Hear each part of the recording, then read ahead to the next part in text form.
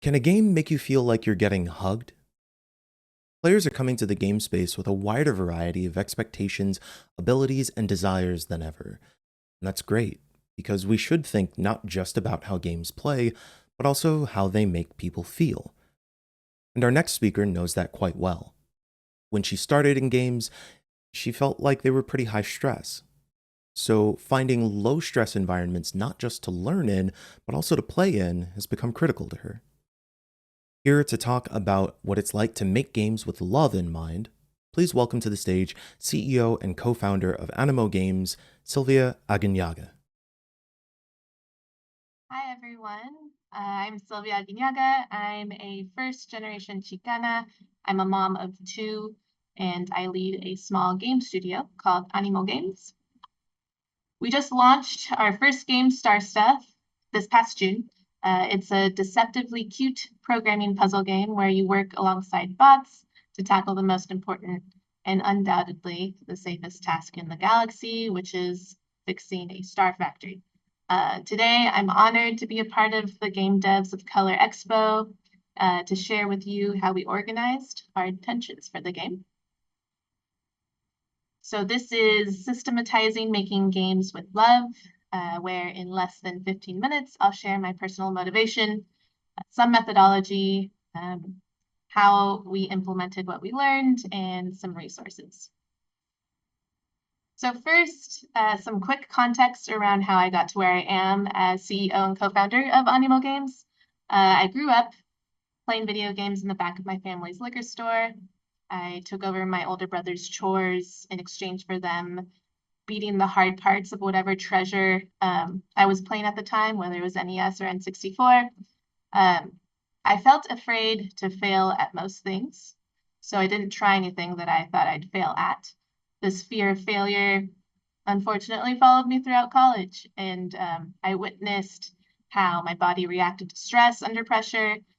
I needed a complete mind shift, and this shift didn't occur until I graduated from UC Berkeley and I taught myself programming in the quiet farmland of Japan. I created a safe, pressure free environment for myself to try new things. I felt motivated enough with what I was creating to continue failing and learning. And I also went back to playing Famicom on the daily. Um, After this, all of my career moves focused on one thing, and that was to create safe places to learn deeply. This core value is what motivates how I show up as a CEO, as a co-founder, as a person, and it's what motivates the decision making behind the games that our team creates. So fast forward to late 2020, our team is prototyping what would ultimately become Star Stuff. I'm reflecting on my early gaming experiences and have Little Sil guiding my intentions for how I want players to feel. And I needed to make this idea of wanting our players to feel hugged make sense to the team. I needed to make it more tangible and actionable so we could get started. And this is what helped. I came across the values at play method created by the TiltFactor Laboratory. They're a group of researchers committed to nurturing a constructive discourse about games and values. So they approach this critically and not moralistically. They're interested in the role that values play in animating personal, political, artistic expression through any medium. So for the purposes of this presentation, I'm going to jump right into how we use this framework to design Star Stuff. So the values at play framework consists of or presents 15 elements that together constitute a game's semantic architecture, which is essentially the way a game generates meaning. Being aware of these elements helps us locate specific ways in which values may be conveyed in games. Note that these are all very distinct elements, but rarely are they experienced individually. In fact, most of the time, they are intended to be experienced together. So this values at play framework is made up of three components: discovery, implementation, and verification. And this chart kind of guides you through the development process if you are wearing a value lens throughout the whole time. So I'll briefly go through my process for each, beginning with locating and defining values within the context of the game. So going back, my core value of creating safe places to learn deeply transformed into I want my players to feel hugged, transformed into I want our players to feel and take action. I want them to feel warmth and safety. I want them to feel wonder and joy. I want them to feel relaxed, be curious, experiment, and think in new ways. And for the curiosity bit, specifically, I want players to want to learn more and ask questions. So transforming a value from an abstraction to a fully articulated concept that you can communicate to your team makes it accessible and capable of influencing the game's features a bit more. Implementation, I mapped values to game elements. So from the 15 game elements I mentioned earlier, here I showcase how these values became part of our narrative, goals, our reward system, rule set for the game, the interface, and our aesthetics. And before jumping in, so starting with narrative goals, before jumping into writing dialogue for the game, I created profiles for our characters and imagined things they would say to the player. So I took inspiration from people that I know. Most of these things did not end up in the game, but it gave me a good sense of our character's essence, and it kept warmth and safety at the forefront. So I did the same thing for our environment interactables, like the posters that you could read in the game. I was very intentional about hinting at real science and astronomers so that players may feel curious, and star formation processes and historical figures would be intriguing, and maybe they would look them up. So, this quote, some of the best ideas seemed like nonsense at first that you would find in one of our billboards in the game. It comes from Cecilia Payne-Gaposchkin, who was a real astronomer that first proposed that stars were made up of hydrogen and helium. Not too many people know that a woman led that effort. And in the game, I switched up her name to Celeste Gapos. So as the writer of Star Stuff, I had a lot of fun thinking of the things that I thought the player would need to hear at that specific moment. So considering their location in the game, how many puzzles they just did, whether they're close to the end, and considering what awaits them. Our reward system encourages players to look behind every corner and find the rare cosmic items that await them. It also encourages thinking in new ways and thinking very hard with our bonus challenge system. It encourages players to take a break. So in the game, you can drink water from a vending machine. You also just get an achievement for it. You could chill on a swish pod beanbag, and you could just relax from puzzling. And so this idea of not feeling pressure in the game, feeling relaxed, was really at the forefront. It was very important to design. This became evident in the way that we structured our progression system as well. So in our game, not every level is required. There are options. It's easy to walk out of levels and try new things. If you get stuck on a level, it's easy to walk out. And our core gameplay, the idea of blending environment puzzles with coding puzzles, just makes you think in new ways. When it comes to our coding interface, it's designed to make it fun to experiment with your code, easy and stress-free to try a new idea, reset and rewind components make you, when you make a mistake, you can use those.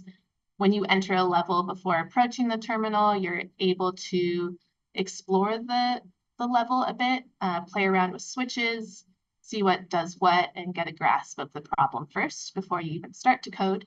So all of these design decisions were driven by our values, of, wanting the player to be curious and experiment, but also feel pretty stress-free throughout the entire experience. So you could start where you left off. You could piece together your code and break a big problem down step by step. When it comes to the aesthetics, we decided to make the factory feel very inviting and fun to look at. So we took many liberties here, adding comforting elements that you would typically not find in a factory, like a lot of plants, squish pods, etc. The main vibe for Star Stuff was to look approachable and fun to interact with, much like a toy set or a playground. Everything had to be rounded in our game. If a single shape could be used to sum up its art style, it would be a simple rounded rectangle. It's practical, industrious, but soft. So the idea also of integrating levels within like a fully fleshed out environment was one, a pain to do. It took us a while to get a grasp of what that art and level design workflow looked like, but in the end, it really added to the feeling of wonder for the player as they explored. So lastly, and the last step of this framework is verification. So I sought out proof that our efforts in design were valid.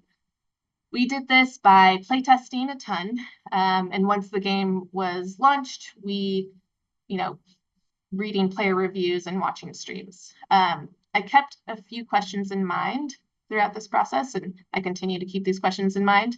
Has the game promoted the desired behaviors? Have we enabled understanding and appreciation of the values we set forth to share? And have we elicited an effective response from the player? So here are some snippets that I'd like to highlight that touch on our design efforts. You could read them here.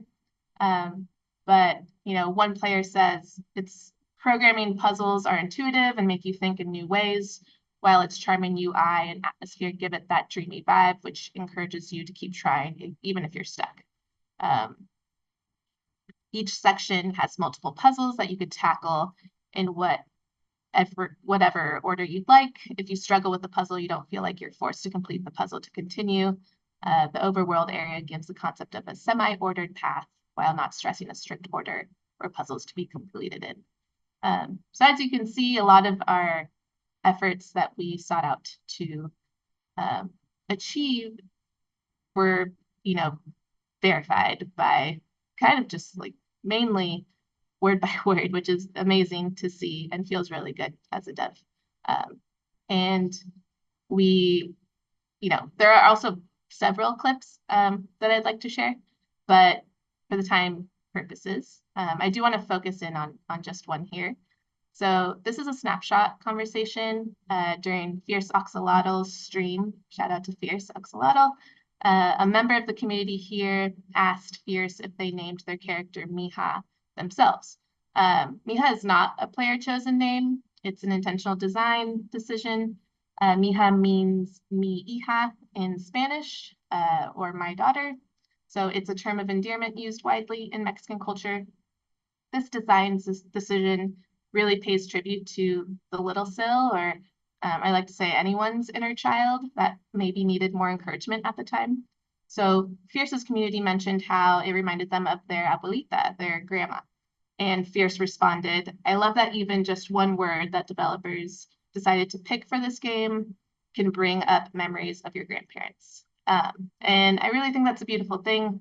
To me, this is a clear example of how powerful the impact can be if you think deeply about your intentions for the game or anything that you create. So yeah, the verification process is ongoing. I'm excited to share that we are working on a version of the game for schools, and I'll be leading the teacher recruitment effort. So with this, I anticipate a ton of rich discussions about how Star Stuff is affecting change, and hope to share with you more very soon. And here are some resources. That was a very brief overview of how I use the Values at Play framework to help us organize our goals for the game. I hope you are at least intrigued and look into the resource further. Please feel free to email me or find me at any of these platforms. And if you know an educator that would be interested in the free resources and in bringing STAR stuff to their classroom, please have them email me directly or visit our website. Thank you so much. Fantastic talk from Sylvia. I really appreciate a strong set of core values to help guide decision making. And I loved seeing how setting those core values and coming back to them, not just in development, but also over the course of the presentation, helps us all remember what's most important in the development process. And I'm sure it's a big part of what makes Star Stuff shine. You can find Star Stuff as part of our GDOC Expo Steam sale, and you can learn more about it and the Animo Games folks over at animogames.org. Thanks so much for your talk, Sylvia.